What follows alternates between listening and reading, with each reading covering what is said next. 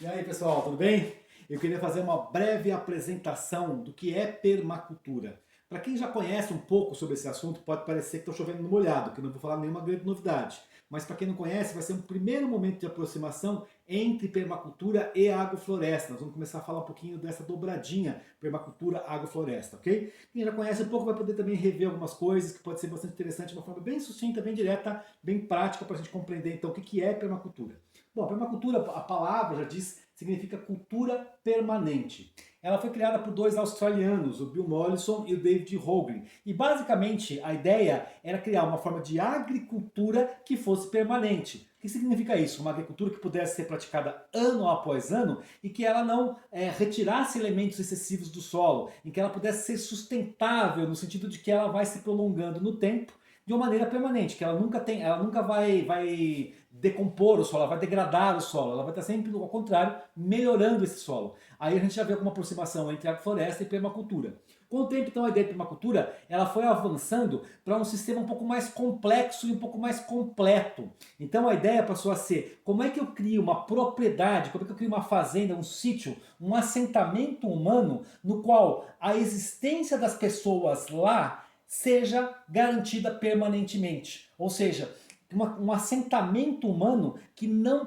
perca as suas propriedades, a sua produtividade com o tempo. E que eu não precise ficar trazendo insumo de fora. Porque se eu trago alguma coisa de fora para a propriedade, eu posso estar resolvendo a minha questão aqui. Mas eu consegui fazer isso provocando um dano lá. Como nós moramos num único planeta, não existe lado de fora. Então, se eu trago alguma coisa de fora para minha propriedade, eu estou comprometendo esse planeta como um todo. A ideia então era transformar a propriedade num lugar onde ela mesma produz tudo que ela precisa. Só assim ela será permanente, ou quase tudo que ela precisa. Essa então é a ideia do Bill Mollison e do David Hoagland. E o que eles criaram então? Eles criaram basicamente uma metodologia de design baseada em princípios éticos. Criaram uma forma de planejar, de desenhar a propriedade para tentar fazer com que ela dependesse o mínimo possível de insumos externos e que ela não jogasse nada fora também. Ela não produzisse lixo, ela não produzisse nenhum tipo de dejeto. Quer dizer, as coisas que eu produzo na propriedade também devem ser tratadas na própria propriedade e recicladas ali dentro. E voltarem a ter alguma utilidade na própria propriedade.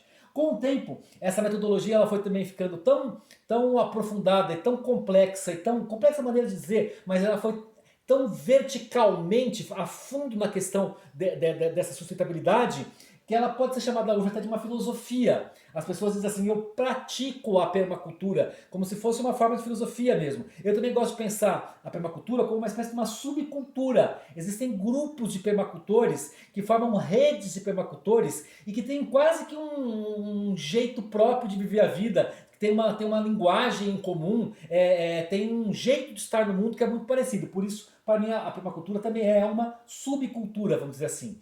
Como é que funciona então a permacultura? Como eu falei, é uma metodologia de design baseada em princípios éticos. Quais são os três princípios centrais da permacultura? O primeiro, cuidado com a terra.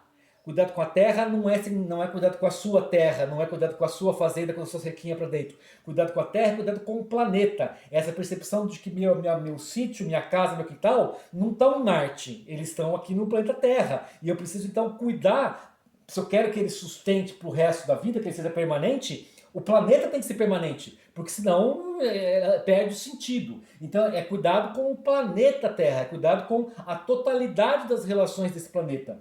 Segundo, cuidado com as pessoas. Cuidado com as pessoas não é cuidado com meu primo, cuidado com meu irmão, cuidado com a minha mãe, cuidado com meu filho. Cuidado com as pessoas é cuidado com as pessoas em geral do planeta, porque uma condição para que essa cultura seja permanente é que ela também seja universalizável, é que ela não gere privilégios, é que ela não gere um grupo de pessoas que está vivendo numa terra super bonitinha, super bem tratada, com alimentos de alta qualidade, enquanto o resto do mundo passa fome e está comendo veneno pra cacete e convivendo com queimada, porque aí a única maneira de você ficar na sua terra bonitinho, certinho, sozinho, é com uma calibre 12 na mão esperando as hordas bárbaras te invadirem. Então, se eu não cuido das pessoas, eu não tenho sustentabilidade. É necessário que todos tenham a capacidade de viver com dignidade, pelo menos, para que eu possa produzir uma permacultura.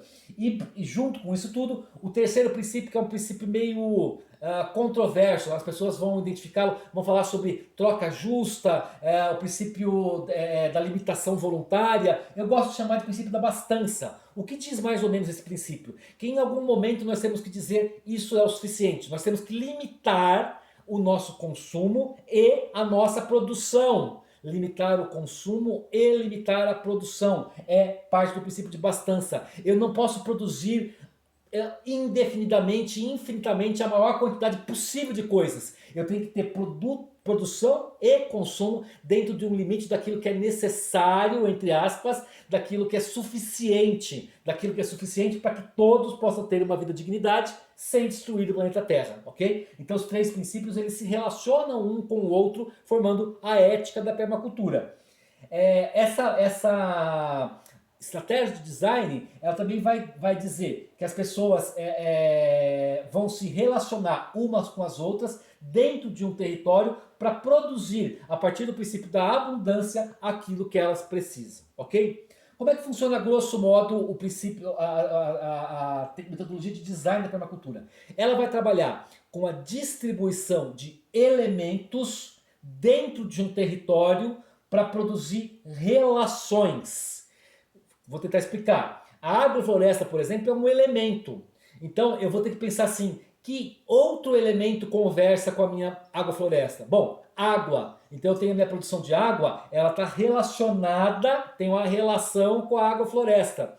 O que a agrofloresta produz? Ela vai produzir frutas. Então eu tenho a minha cozinha, a minha alimentação é um elemento que está em relação com a agrofloresta. Mas eu também produzo um excedente que eu vou usar no meu galinheiro. Então meu galinheiro é um elemento que entra em relação com o elemento agrofloresta. Eu vou então olhar a agrofloresta como um ponto que está se relacionando com outros pontos dentro da propriedade. O ideal, o objetivo da permacultura é aumentar o máximo possível o número de relações entre os elementos. Não é aumentar o número de elementos, não é ter um monte de coisa na propriedade. Então eu vou ter um codornário, vou ter uma criação de avestruz, aí eu vou fazer minha própria ração, aí eu vou fazer a minha própria horta, aí eu vou ter... Não é o número de elementos que importa, mas é a densidade das relações entre os elementos que vai ser essa busca. Para fazer isso também, nós vamos usar dois critérios legais, que é a ideia de zonas e setores. Então eu vou explicar agora, vou fazer uma mágica aqui, vou explicar o que significa zonas e setores, ok?